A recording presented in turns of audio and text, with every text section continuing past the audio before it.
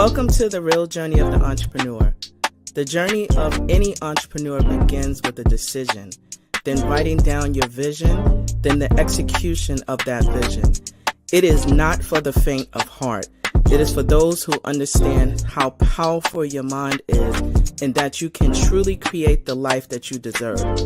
It does require a unique formula that includes belief in yourself, a lot of consistency, connecting with an OG, a lot of tears, missing out on a few events and things, and taking a whole lot of risks that will allow you to see your vision and dream come to pass. This journey of the entrepreneur is from the perspective of a wonderful mother, a business owner, whose goal is to break generational barriers and normalize the process of wealth building and financial wellness through entrepreneurship, all while creating a social and give back along the way. I am sharing this journey with you and invite you to share this process with me. Let's do this together. It's my own, but you have to feel comfortable to own it. Yeah, absolutely. Right? I will always support you. Thank you. Well, hey there, good people. Hey there, good people. I am so excited to have you join us for another episode of The Real Journey of Entrepreneurship. My name is Anita Pierce, and I am the founder and CEO of 11375. We are equally excited to have you join us today, and not just for any old conversation, but as you can see, I look a little different today, don't I? Let me zoom in a little bit for those who are watching the video. And yes, I have zero headaches, no tension headaches. So I want to actually start the conversation by saying it's important that when you have other entrepreneurs and you're seeing what they do, shout them out, give them some love on social media, do a Google review, because all helps in the ecosystem of entrepreneurship. And on that note, let me introduce the guest that I have today on the real journey of the entrepreneurship. And a team of awesomeness, and you're going to discover why. Not because they made me look extra cute today, but the fact that they had the courage to step out and do this thing called entrepreneurship.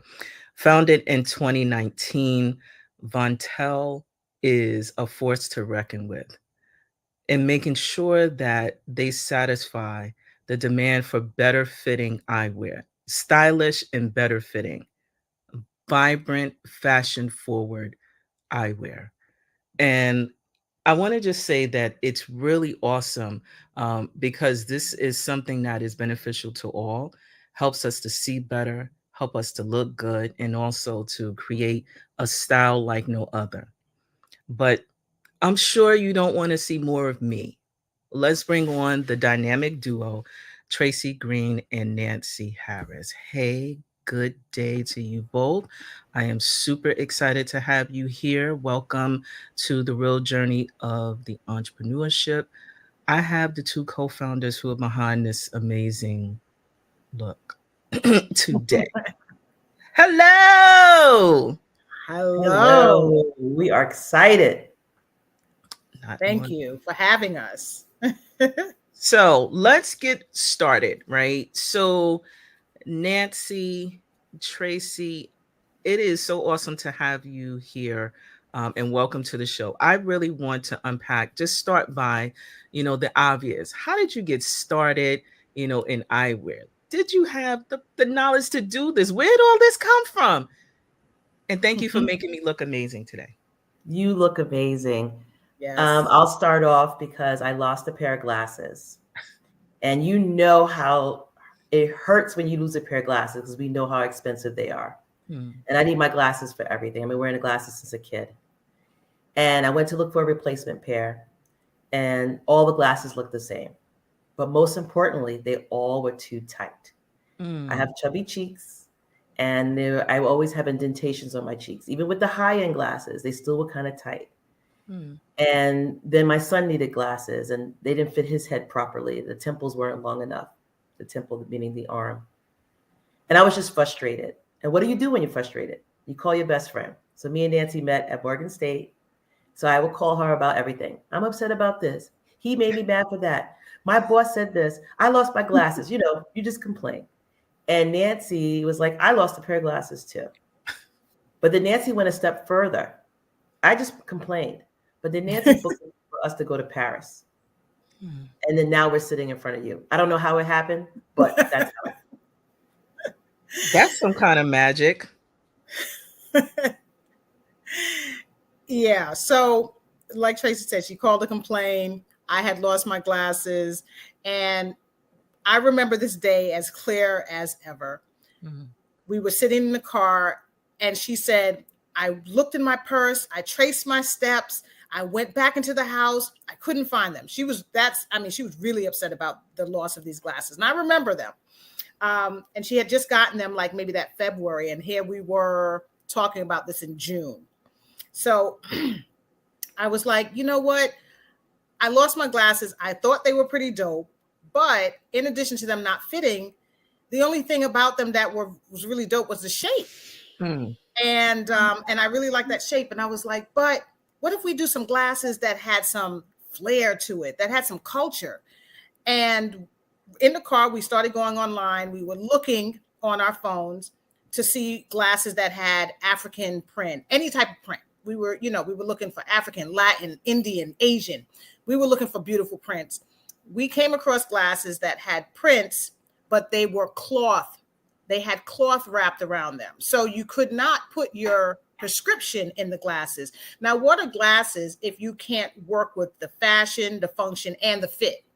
So now you got glasses that look great, but they still don't fit, and you can't put your prescription in it. So we were like, there's got to be a way to do this. Tracy kept going to work. I had gotten laid off that May from I was working for a foundation. And I was like, well, I don't know that I really want to go back into the workforce at this point. So I had some time. I had some money. So took the time to actually start looking and doing the research behind it. And every time I got something, I would send it to Tracy. She probably thought I was crazy. But that day in September, it was the first week of September, because we had just gotten back from vacation 2 weeks earlier from Tracy and I. And I was online and I came across the website showing that there was this International Eyewear Expo taking place in Paris, France at the end of September. So I knew that I didn't have a lot of time. So I booked the tickets. And then I called Tracy and I said, I booked tickets for us to go to Paris. What? We just got back from vacation. What? And I was like, but you are the CFO. You have time. Take your PTO, use it. Because we don't do that, right? We're like the only people that feel like we have to go to work every single day. We can't take a break. And I was like, use your time. I said, you only need to take off Friday and that Monday. We're going to leave Thursday night. So that's what we did. And like Tracy said, the rest is history. So that's the backstory behind what you see for Vontelle today. And her name being Vontelle, being French, was like a no-brainer for the name of the company, which means to go, there she goes, or to go in the masculine. So we were like, this is great, because that's what we did. There she goes. We went and we did that. And we want you to have to-go style when you wear our glasses. So. Right. And once you're in Paris and you see all the brands with Italian and French names, I'm like, hey, I already have a French name. Let's use it. And I think walking the show in Paris is like over 30,000 people in attendance there. And we didn't see anybody that looked like us that make and design eyewear. And that was our aha moment that, you know, if not us, then who? We have to do this. And we just took it step by step. I think, you know, for all the entrepreneurs out there, and I loved your opening that we saw on your show, that your goal is to kind of help entrepreneurs understand the process. We just did a step at a time. We first booked the trip. Then we met manufacturers. Then we said, well, let's see if we can get designs. Then we got our name trademark. Like, we did everything step by step. just to see if we can do it. We kept saying, let's see if we can do it. Let's see. And our let's see is, like I said, let us here 4 years. We're now in America's best 900 stores. Can we talk about that? We are going to talk about that. We are going to talk about that because I think that this is such a beautiful tale of finding a solution to a problem that you didn't really know that we had, but now it's here and you're solving the problem. And so one of the things that I want to talk about at the grassroots level, okay, there we change it. I love the change. I love the change. See, I ain't got to change, but those are dope too. So one of the things that I want to talk about foundationally, right? So, you took this time to start a process, to start something, right? What did money look like? Because a lot of times we don't often want to talk about like, when we're starting, did you have like a whole boatload of money to start this thing? Or was it like, what? Did you take money out of just like, what did you do with that? How'd you start that? We took money from savings. So both Tracy and I have been fortunate enough to be in corporate positions where we had savings. Mm-hmm. In addition to that, Tracy has her own thing going. She has side businesses. I've always had side businesses. So we were able to not have to take out a loan immediately. And that was extremely helpful. We didn't have to go to friends and family to say, hey, can you help us do this? We did everything. We bootstrapped everything on our own. A bit crazy with the way we did it, but we're here today and we've not had to reinvest any of that money. So it's been pretty successful. Yes. Not reinvest any more of our own money, rather. Of our own money, correct. Yes. So, and I think, luckily, if, like Nancey said, a lot of things happen at serendipitously, how you say, like things were just happening at the right time. So we went to Paris. I was still working, but then COVID hits, and then the world just changes, right? So then we go in and say, right, we're going to use our savings. We're going to try this, but then we're all working at home. So having that time to be home was great. Then I got sick, and then I took a year off because my health was really bad, and my husband was like, the doctor was telling me if I catch COVID, I could die, right? Mm-hmm. And once you hear that you can die, I have a rare form of diabetes. I have type 1 and type 2. No one in my family has it. It's crazy. But I got really ill at the end of 2019, and then COVID hits, and then I said, you know what? I'm taking off. Mm. And that year that I took off, and me and Nancey are both home because of COVID. She laid off. I basically retired early, and we are focusing only on the business. And in that year alone, we got Nickelodeon partnership. We got Saks Fifth Avenue. We were able to put all the energies that we put into our daytime work for our own business. And once we realized that, wait a minute, we could do the same work for ourselves, it was a no-brainer. So, and then like you said, we every dollar that we made, from the revenues, we put right back into the company. And we did every part. We do every part of the business. Now we're a team of 5, but at the beginning we were customer service. We were shipping. We were the sales team. Finance, sales, everything. Social media. The models. We were the models. Two of us, we were doing every part of the job. So having money is a big issue because we wouldn't be able to make the glasses without the money. So thank God for those savings and our husbands who support us. And, we need insurance, we need all these things. So us quitting our jobs and being home, that was important. But we had a mission, and we was like, we can really do this. And COVID, what was the other option? That we die and we don't try? So you saw that. And then George Floyd happened. And once George Floyd happened, then we had a lot of companies who wanted to invest in Black-owned businesses. And that's how we got Nickelodeon and Saks. So things happened at the right time. I mean, of course, George Floyd was a horrible incident, but that incident made everybody wake up and say, hey, can we support Black brands? And we were one of the brands that got supported because of that horrible incident. So, met the right people, met some mentors, like you said in your opening. You need an OG to help you. And we did find a great mentor who also wanted to give back. And his eyewear business has been in the business for 75 years. and he took us under his wing, and it started out with one meeting, and then it became a monthly meeting. And that has helped us a lot as well, in terms of how to navigate. So definitely every entrepreneur, try to find a mentor, because that will help you jump a lot of hurdles, right? And obstacles. We still have obstacles and hurdles, but by having his company mentor us monthly, we kind of jumped a lot. So may I follow up with some of the things that you mentioned, Tracy, about mentioned a lot, but I'm going to focus in on trying, right? And also failing, because a lot of times there were some challenges through the process of you getting those successes, but also having a support system at home. I heard that both of you are moms, and so having that as another comma and specifically for Black women, like it's just a thing. We do it what we're supposed to do, and we make it look really well. We do dope things as Black women. Like to say that as a shout out, but it's still, we have to have those type of conversations with our significant others to ensure that they are on board, or maybe not.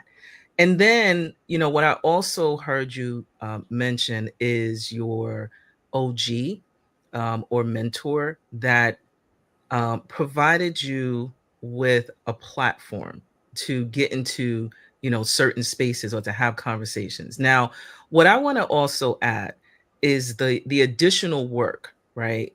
Because if you look on your social platform, you're on all over the place, right? My timeline is hot with Vontelle, hot right now. And I'm still trying to figure out how, but I guess, the algorithm, but it's working, right? But what I want to describe is some of these other underlying things, because, you are Black founders, right? So what does that look like in this space, the luxury eyewear space for Black women business owners? Who wants to start with that? It's a challenging space. It is not a space that was meant or built for us to even come into, other than to purchase and be happy with the eyewear that is available to us. And Tracy and I went, when we were in Paris, one of the key things that we recognized was that there was no representation. 37,000 people on that floor. Give or take 20 of us were there. Tracy and I are 2. Take away from that 20, there's 18. Those individuals were there to purchase eyewear, but not to make eyewear. So the average temple, the width of the bridge, the size of the glasses and the lenses, those are all made for people with narrow features, not made for multi-ethnic fit. And so there was, and there is still, very little diversity of thought that is in this industry. And without diversity of thought, diversity of representation does not happen. You have to.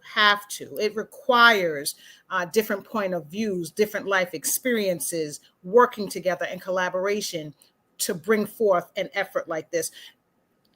Thinking of the fact that as Black people, that's how we are born. We live in that world. They never have to touch our world. So they don't think about us. We are an afterthought, a second thought, or never a thought. And I say that never a thought because Tracy brought up when she got her iPhone, she couldn't even do the facial recognition back in 2015 because they did not include us in those studies. You and I, Anita, sat in a class and we saw that the hand washing didn't work. The faucet doesn't turn on, or the machine blower doesn't work because the complexion doesn't pick up. We are not a thought in these studies. So if you do a case study and we are not in the room, this is what happens. You get incorrect commercials where they think it's okay to do a commercial with a woman who goes from Black to white, and then you say, Dove, this is how you get clean. These are the things that happen in those rooms. You think it's okay to make a mask with black lips, white face, or black face, because we're not in the room to say that's not okay. That's unacceptable. So it's unacceptable to have eyewear that doesn't fit us, and nobody all these years don't care. And now people are starting to follow behind it, right. But it's not authentic and it's not genuine. You're doing it because you saw someone else do it first, and right. That's okay. But it really, what we're doing, it comes from the heart because it was a necessity. It was an absolute necessity. So I'll let Tracy pick up from here, but it is a challenge to be in this industry. It was not meant for us to come in and kick down the doors the way we are trying to do. We are the Davids, they are the Goliaths, and we have an uphill battle, but we're going to get that stone and we're going to figure it out how to knock this ball out the park. That's it. Well said. Nancey, she's deep. Yeah, I mean, I think we are, I don't know if people out there know that eyewear is made by maybe one or two or maybe four big companies. So every name brand, is really made by one or four brands, right? So it could say, Gucci, Prada, Chanel, whatever, but one house makes those glasses. And then they own the insurance, and they own the Pearl Visions and the Lens Crafters. They own space in Target and Macy's and stuff like that. So that means we cannot sell. They have exclusive rights in those stores. So when you are a new Black entrepreneur in any space, you have to know who your competitors are. And on top of that, they have a 400-year start. So they have exclusive rights in everything. So, and everything we use today, not just glasses, from your hair care products, from your clothing, to your comb and brush, to your computers, to everything that we use is created and designed by someone. And that person has a monopoly in most cases on a lot of things. So for us to now come in 400 years later and say, well, we want representation for ourselves, right? We want things to fit us and work for us, right? And we're doing that in a lot of spaces, but it's still difficult when they own the landscape. So for us, we have to find other ways, right? We have to find vendors who don't have exclusive rights. So we were lucky to find that Saks didn't have exclusive right. We were able to find other brands, local eye doctors. We call them and say, hey, don't you want to carry this brand? Don't you have African-American, Hispanic, customers or customers with larger features? And they go, yes, you need our brand. So we have to really sell ourselves. So we tell entrepreneurs, you have to get out there. I mean, we're exhausted. We have to call, we have to show up. And we had to do a flight to Wisconsin just to meet with one of our reps because they wanted to see the glasses in person. Me and Nancey were like, oh my God, because COVID spoiled us, right? We was home doing everything via Zoom. But now we realized you got to hustle. You got to work that beat. You got to fly out to your customer. And once they saw the products and touched them, they were like, there's a lot of people eating cheese and beer in Wisconsin. They needed our glasses, right? All colors, not just Black people, white, everybody. Yeah, right. So once they saw the products that we had, they were like, great. But, other companies might say, I really don't want to do that flight. That's money I got to spend. But they order from us every month in Wisconsin. We have people order from us in Colorado, in Minnesota. So you have to, for all the entrepreneurs listening, you got to take those steps. I know it's costly sometimes and it's painful, but once you let them see and touch your product and they understand who it's for, you sell yourself the best. You have to get out there because otherwise the Goliaths, as Nancey said, will take over. And again, they have a 400-year start. There's no way we can beat them, right? But what we have to do is say, you're not servicing our clientele, and this is why, right? And so many people have indentations on their cheeks, indentations on their nose. They wear the rubber bands because it's too tight. And why? Because they're not thinking about us. So that works in our favor. They're not thinking about us. So we are. And like I said, I've been wearing glasses since I was a teenager. They should not hurt. I have my son who plays basketball, his friends that play football. They have bigger shaped heads. Glasses do not fit them. Most men would rather squint and not wear glasses just because they don't fit them. So now we're here for you. Yeah, as you're talking, I'm sharing the website at Vontelle.com, and there's some really phenomenal frames that are there, eye-catching. But like I mentioned, I have these glasses on, and I usually wear other glasses, and the fact that I don't have a tension headache, I didn't even realize that I was having a tension headache and it was coming from my glasses. Nancey mentioned this while we were in class, and I'm like, oh, that's what that is. And so I am constantly like taking my glasses off on to try to relieve the pressure, not really understanding that I thought it was stress, but it's really the pressure and not, I guess, not being properly The stress of wearing those glasses. right? And so you don't know what you don't know until you meet someone who has the experience in the spaces. But um describe, you know, if you can share some of the things without sharing all of your trade secrets. You know, there's vision behind these glasses. There's things that are happening with these glasses. But the fact that it's comforting.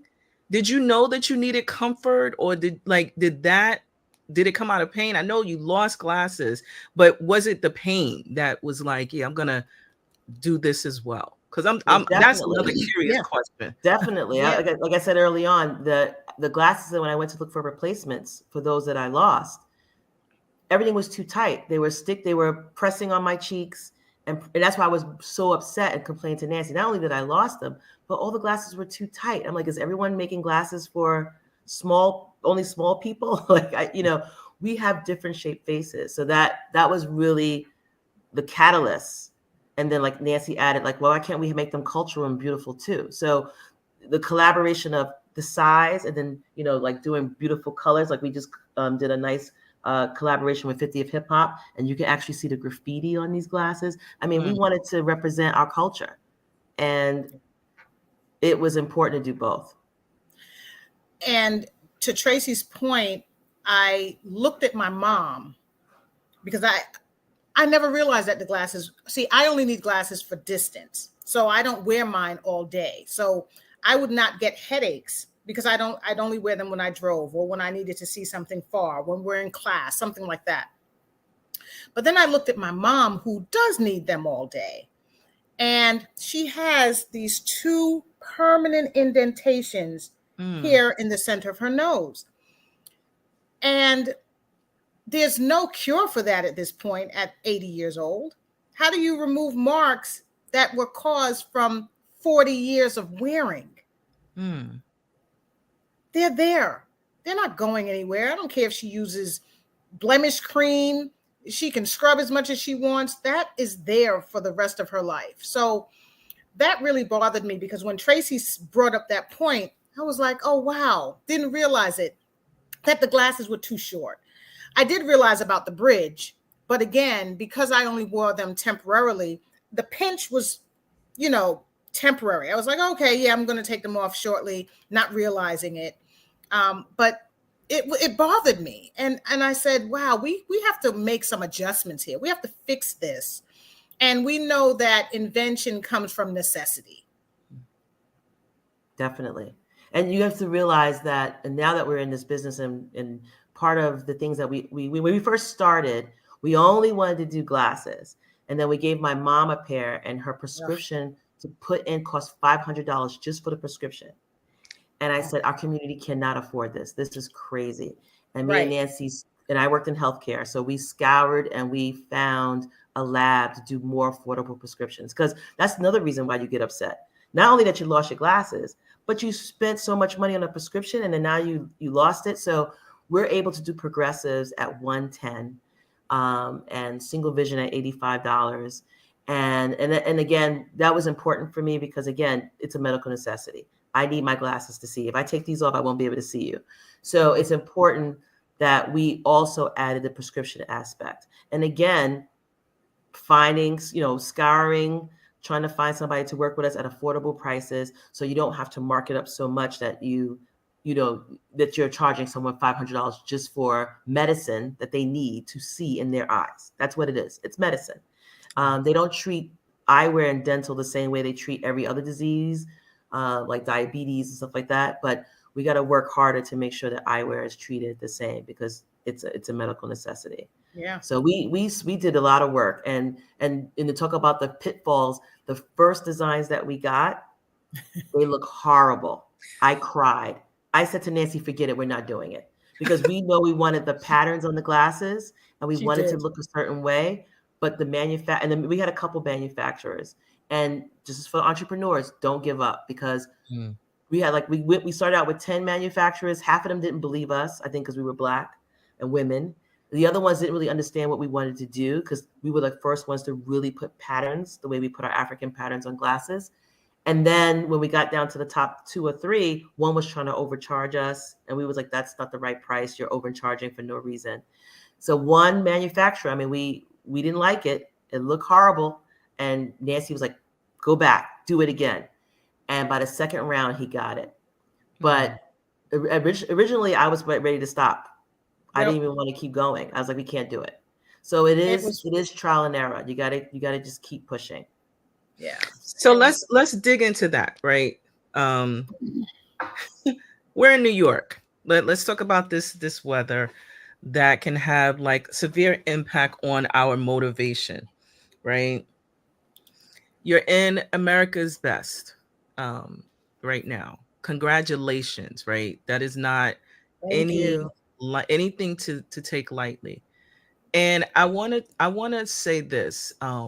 How do you, besides talking to each other, continue to keep the fire going when at the time somebody's, the design isn't working up and Tracy's like, I want to give up. Nancey's like, no, keep going. We're going to make this happen. Like, how do you really manage through that? That's a very, real thing that, you're not making $1 million just because you do, campaigns on social media. Not yet. I mean, unless it's something you're not telling us. Yeah. We're waiting for that formula too. But Tracy sat here. We got those. We opened up the box. We were so excited. And she sees the designs, and we're crazy because I don't know who goes out and says we're going to do 37 designs. We do 37 pairs of glasses. Out of the 37, well, actually, we only got about 4 of the prototypes up front. And one manufacturer made them a little clearer than the other, but he was the higher priced one. And then the third one just was unresponsive. So that's how they fell off, because they just were not responding to us. One week they would, the next they weren't. And we were like, okay, they're already showing us what they're going to do with us as clients. So that one who didn't make them as clear, we got on a call with him. We were on that call at like midnight because of the time difference. And we were like, this is what we need. And I told Tracy, because she had tears in her eyes. Like, I was like, Tracy, it's going to be okay. We're going to make this work. Because to me, I saw the potential. I saw the potential, and the communication was great. He was really trying. And he came back and he sent us the acetate, and he said, these are the ones. And we said, okay, this is the one that you should work with. This is crisp. We like it. Please come back and do that. And he said, give me another 30 days because they're handcrafted. You got to realize that these are not plastic. Our glasses are made with high quality acetate material. So they don't deteriorate. They don't peel, crack, all that stuff. They may get scratched because if you drop them, that's what happens. Okay. But they can be bended to shape to your face, things like that. And he said, I can do it. And I believed that he could do it. And then that second one, like Tracy said, when he sent it back to us, it was on the money. And then we were able to pull the lever and say, go. We had each other, and Tracy's she doesn't give up that easily, but she was mad. And so she needed to sleep on it. And so after the conversation with the manufacturer, I believe she felt better.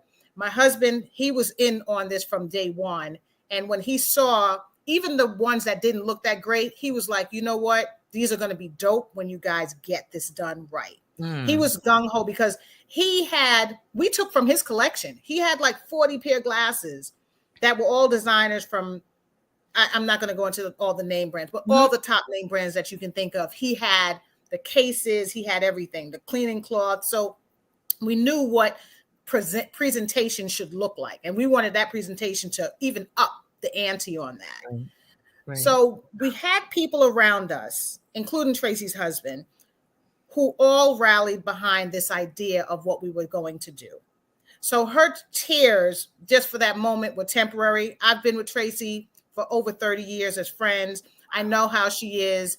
And then the next day she's right back to being the boss bitch that she is. Right. And she's like, I'm going to make this happen. So I was like, we're not going to give this up. You know, this is going to be great. Nobody else is doing it. So let's do this, you know? And that's how we continued on this journey. We have each other, but more importantly, we have family that believe in everything that we're doing. Like she said from the beginning, our husbands, they are relentless in helping us, down to husbands wanting to stalk people to wear our glasses. You know, like they email people. That's Nancey's husband. No, seriously. My husband, he gets on. We were on another Sirius XM talk show yesterday evening. And that was because my husband kept reaching out to this person and was like, you need to have my wife on your show. This is him. You know, he reached out to a newscaster. She was supposed to be in our glasses as well. She took long to get back to us, but he finally got through to her and she was like, oh, here's my prescription. We were like, okay. So we have people that believe in the networking is key, definitely. Yeah. And we're lucky enough that we've been in business long enough in our own careers where we made a lot of connections. Yeah. And those connections has also helped us. So our husbands, but of course our family and friends, and then just calling people. I mean, people ask us all the time, how do you guys get in all these magazines and all this press? And we were doing this on our own without a PR team. Right. Like we got Essence, we got Forbes, we got Black Enterprise. I mean, we got a lot of things. And basically we just call people we know, like, hey, we're doing this. Can you help us? And people are like, you know what? This is different. Let me see what I can do. Everybody will try their best to help us. And that's, again, a testament to our relationships with these people, even before this happened. I was just telling Nancey yesterday, I can call anybody in my circle and they will try to help in any way possible. Because I've always had a great relationship. I keep in touch with people via social or whatever, text groups and stuff. How are you? How are the kids? So networking is a key for entrepreneurship. It's helping you get to the next level because everyone knows somebody who knows somebody. We're all 6 degrees of separation, right? We know Anita because Nancey knows Anita, right? So we can say, Anita, we need to be on a podcast, right? So somebody always knows someone. And then what happens is you just, great relationships, great feedback.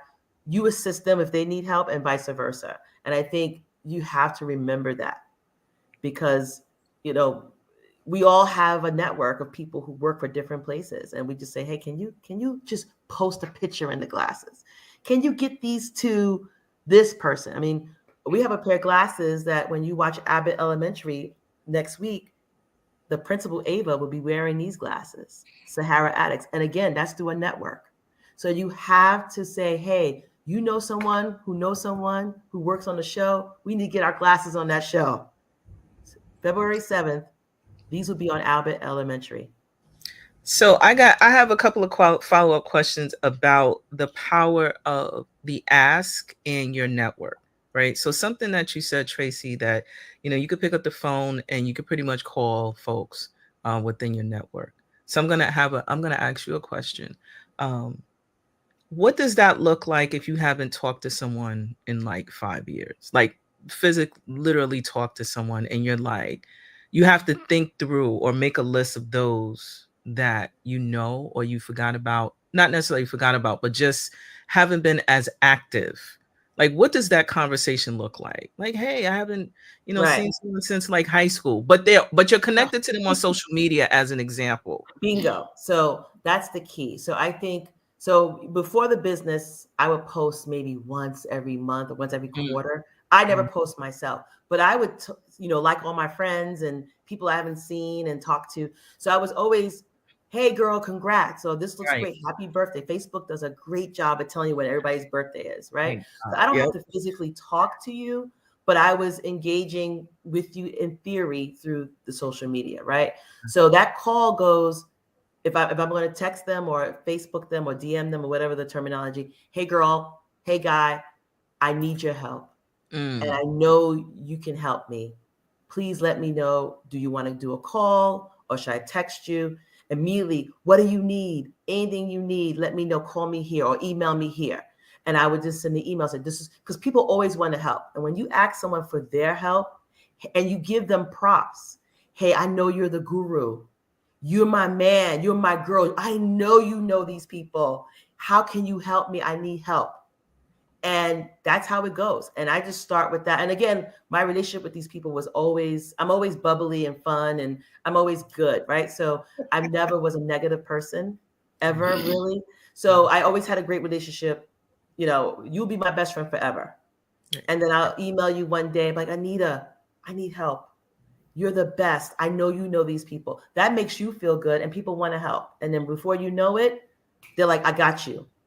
And you know what? That does it. work. That's what it does.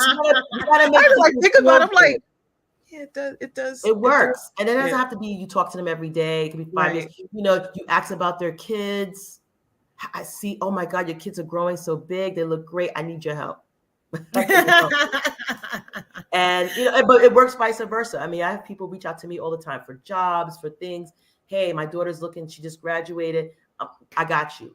You know, I'll send it to my network. Don't worry about it. So it works both ways, right? You can't not be there for people when they ask for help because you know one day you're going to need help. It's pay it forward. It might not be the exact same person, but you need to be reciprocating all the time.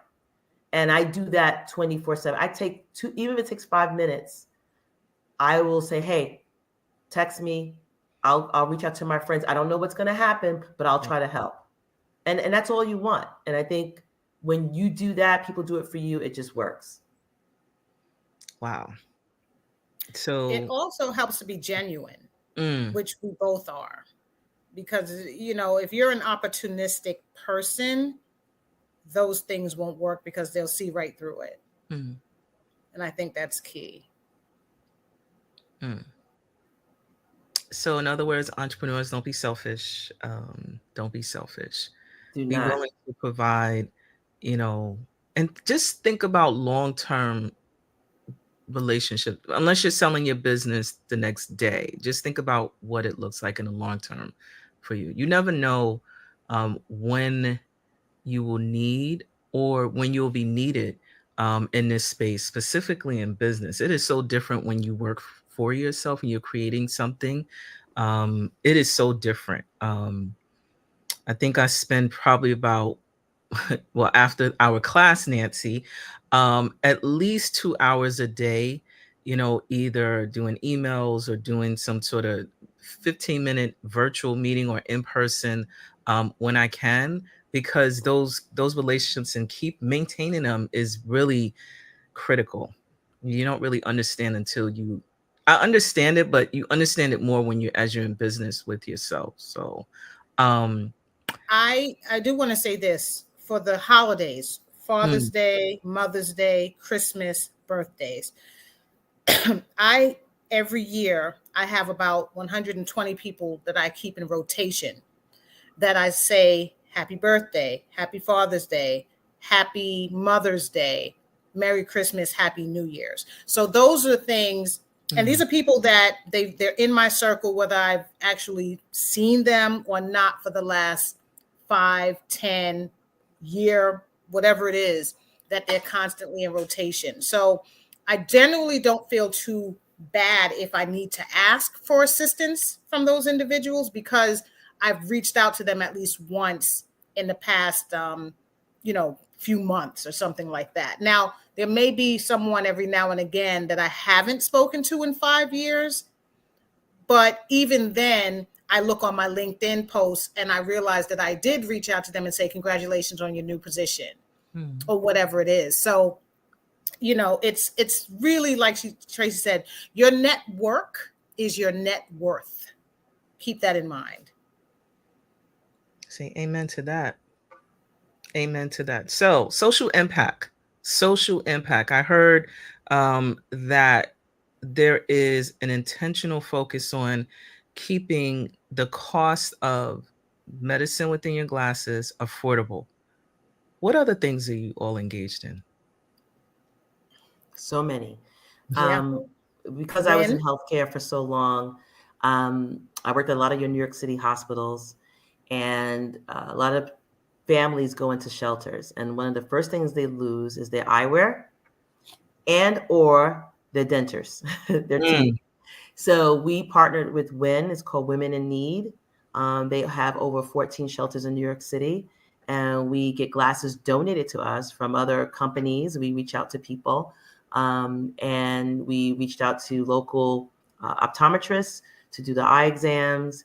And these people get free glasses for themselves, for their family, husbands, wives, kids in the shelters. And we've done a couple shelters so far, Brooklyn, Manhattan, we waited Queens. We're trying to get to some more, and we get requests. We just get emails like, hey, this person needs glasses. She's in our shelter system. How can you help? And we do it. So it's important because, again, it's a medical necessity. And, kids can't do good in school. Imagine you're in a shelter and you still have to go to school. So you have that to deal with, but then you can't even see the board. So how do you even do your homework? So that's one thing that we're definitely a part of. And I think we have a couple other relationships. I know Nancey with Black Eye Care Perspectives and the National Optometry Association. And we also work with SUNY Optometry, where we're on their advisory board to help them get more African-American students to go into the field of optometry. Because there's only 3% of Black optometrists in the US. There's 7% that are Latin and about almost 20% that are Asian. So as far as minorities, Asians lead in that environment. And for African Americans, it's so low. So that's why you don't see enough Black optometrists. We have a list of running Black optometrists throughout the country, and it's not even like 3,000. That's a small number. And we still make up 14% of the US population. And that 14% is over 40 million. Out of 40 million, you only have 3,000 Black optometrists. That's a really low number.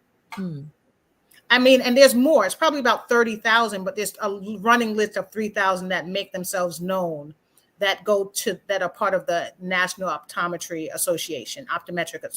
So it's just not high enough. We're just not making a grand splash as far as present. So we're trying to make a change with that and making these young students know that there's a great career, because the average starting salary is over 100,000. And if you're really good, you can make up to 750,000.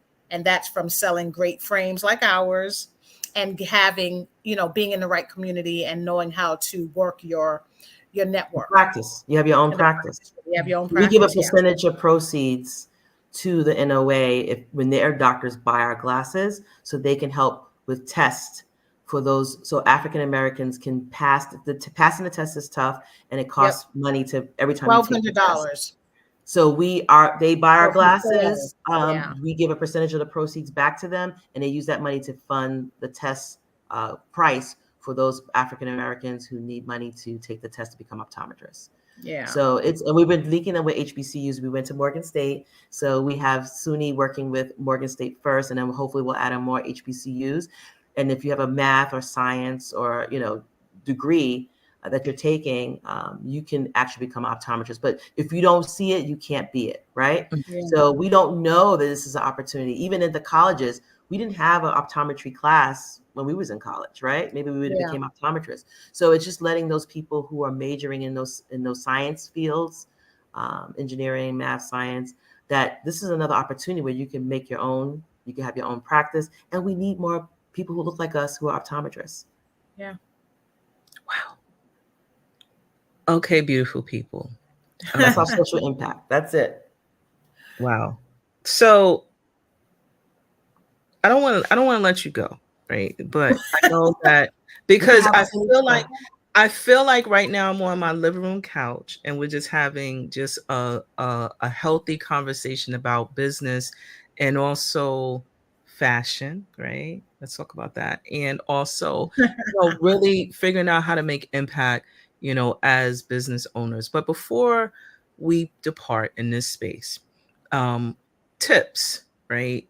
Just tips. Like, first thing I'm thinking of, where can we find you? That's easy. I can do that. Vontelle.com. That's easy for me. The second thing is, like, what are some of the realistic tips, right? So you're both in business. You work as partners. What do we do with that? What are some tips? These entrepreneurs want to hear more about Vontelle. Come on. Do tell. Yeah. Always learn. Always try. Well, one, try to find yourself a good mentor and sponsor. And we have that person. We've moved from him being a mentor to now him being our sponsor, because he is partially responsible for us getting the America's Best deal. He introduced us to the team. We did the work, but he was the bridge to help make that happen for us. So that's one thing. Tracy will tell you tips on your finances, which is going to be very key. We already said, make sure that you network, make sure that you're out there, join chambers of commerce, try to, get out there as far as resources and joining different accelerators. Even if they're not giving you money, you should apply for the grants. But even if they're not giving you money and they align with what it is that your goals and vision are, become a part of that, because that group is going to become your resource. So that things that you don't understand in business, there's always someone in there that has been through it that can help you get through that. So those are really key. Networking, finding a mentor / sponsor. And now I'll turn it over to Tracy, who's going to give you some other key tips. Tracy. So I'm always going to say you got to get an attorney. I know it's expensive, but you don't want to sign the wrong deal, because that can take your business out.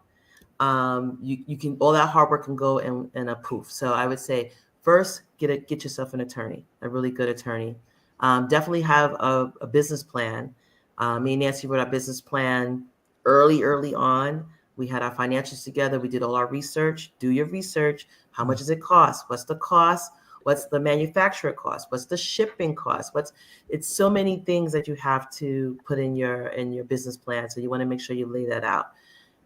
That's important, because you have a realistic view, because, we all wanted to break the internet the first day and make our millions, but it hasn't happened, right? It takes a while to do it. And the internet is vast, and there's so many products on there and so much information. So how do you get the word out, right? Marketing, right? It's expensive. And everybody's going to come to you and say they can do your ads for you, and it's going to cost this much. We started early with a company who said they could do everything for us. We learned early on that they couldn't, and be able to fire people quickly. So that's nothing that we've done very well. We make assessments, and we're going to make mistakes, and we're going to hire people, but they're not right for the brand, or they can't do what they said they were going to do. We let them go, and that's okay. Don't be embarrassed, this is business. There's no crying.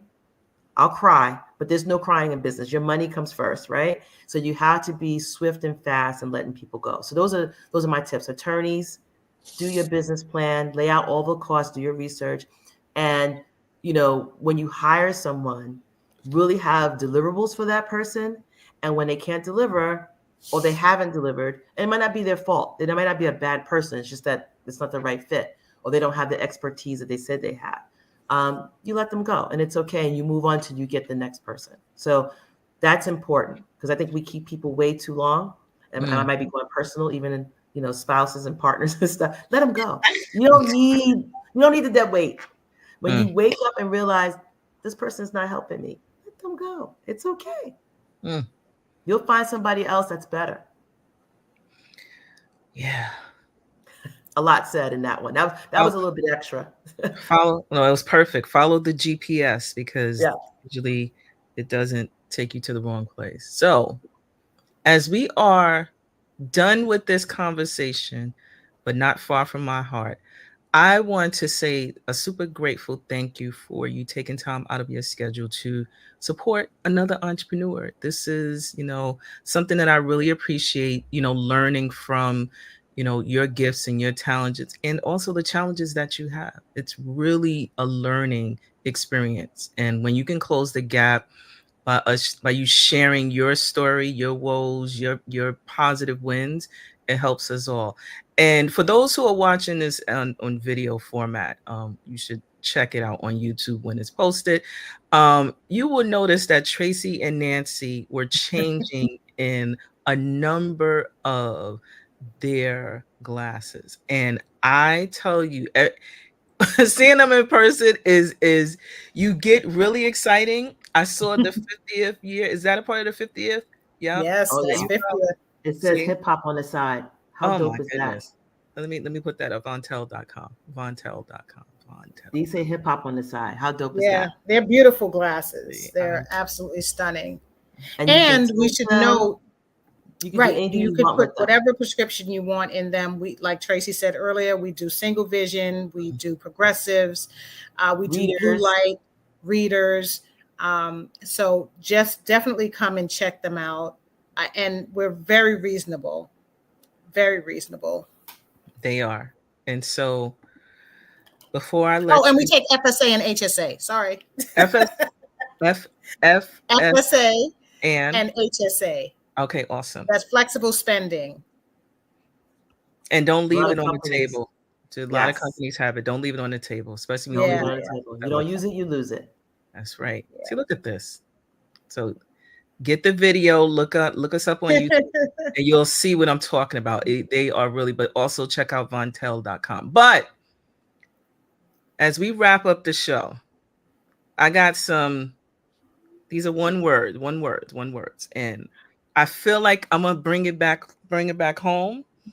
Because we from New York. I'm from New York. But what's your favorite borough? Brooklyn. I'm gonna say Queens. Wow. I mean, Wow. I was born in Harlem, but I grew up in Queens. I love Queens. Okay. Queens in Brooklyn. We back in the building, but Brooklyn is back. What do you do for self-care as a human? I can't even say as a business owner, as a human. What do you do for self-care? I work out. I used to work out frequently. I have not in the last year, and it shows. So I'm going back to my regimen of working out. I said I was going to start that on Monday consistently. That's fair. Pizza or burgers? Pizza. I love pizza. I can't eat it now. I have diabetes, but I will sniff it really hard. Okay. Nancey? For me, I would go with a turkey burger. That's fair. That's fair. Turkey Yeah. burger. Do you have a preference of heels or sneakers? Sneakers. Wait a minute. Wait. That was perfect.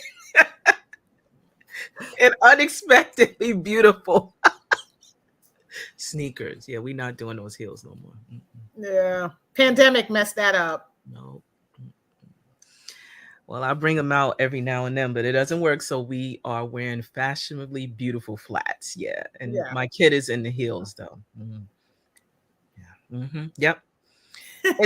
In 3 years, Vontelle, what would it look like for both you, Tracy, and Nancey? What would it look like for you? $1 million company. Multi-million-dollar company with retail chains. And other accessories. Bags, perfume. I think Vontelle can be a big brand. I think we can do anything we want to do. We believe and know that it will do big things. Because I'm going to speak that into fruition. I'm not going to think it, but I'm going to know it. And I receive that and going to support it and going to share it and going to love on it because, look at this. Vontelle, y'all, Vontelle in the building, Tracy, Nancey. I am super happy to have you both join us and want to just share these fabulous tips. Always learn, have a good mentor and a sponsor. Networking is important. Join a business accelerator. That's how I met Nancey. Get an attorney, have a business plan, conduct market research, and ensure that you understand and conduct a lot of marketing. Also, I love it. Fire quickly. Don't let it linger. Vontelle.com. I appreciate you both. Thank you so much for joining the show today. Stay tuned. Vontelle.com. Vontelle.com. Thank you so much. Appreciate you. Thank you. And so there you have it, friends. I'm going to, for those who are watching this in video, I am going to share this specific website, Vontelle.com. And I want to just tell you that it is, again, equally important when you see members of the entrepreneurial group doing something, doing great things. Know that you can just support them, share, shout out, do Google, whatever you need to do to help to support, just like we do other brands and we spend in other spaces. So support is equally critical. So I want to also, Nancey mentioned about chambers of commerce. There are so many chambers, upstate, downstate, Queens, Brooklyn, Manhattan and Brooklyn, Hispanic Chamber, upstate New York Black Chamber, U.S. Black Chamber at the national level. Please, consider as you are thinking about ways to connect and network with folks. The online process is equally important, but definitely thinking through what that could look like for your next level of success. And so, yes, please do not hesitate to reach out to us. We are at 11375.com. If you need to reach out to us, our information is scrolling. We are on the social platforms at 11375.com. We'd love to have you like, share, follow us, or reach out to us for some of our services. And guess what, folks? That is it for today. Thank you so much for joining The Real Journey of Entrepreneurship. My name is Anita Pierce, signing out. Bye-bye. This week I have been dealing with the role that I play as a leader, manager, business owner. And something that came up frequently, specifically this week, deals with the fact of how we treat the people that partner or choose to work with our business. And every day there is always a choice to uplift or a choice to bring down. And that choice is daily. Do I minimize the people that are helping to grow my vision, my dream, or do I provide a space where we are growing and developing together? It's not easy. Every day is a choice. Welcome to 11375. My name is Anita Pierce, and I am your Chief Experience Officer. At 11375, we offer strategic alignment solutions specific to you and your business goals, and also connecting everything with social impact. So if you are looking for a really amazing organization where we help you to focus your strategy and connecting it with social impact, please do not hesitate to reach out to us. We are on all the social platforms, and you can contact us at 11375.